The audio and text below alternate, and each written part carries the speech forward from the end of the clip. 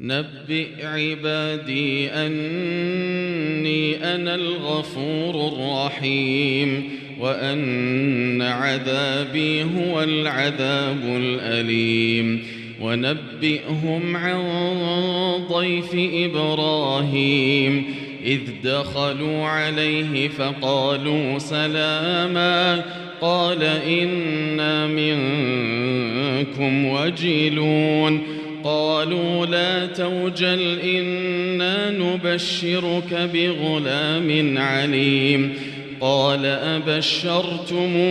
على أن مسني الكبر فبم تبشرون قالوا بشرناك بالحق فلا تكن من القانطين قال ومن يقنط من رحمة ربه إلا الضالون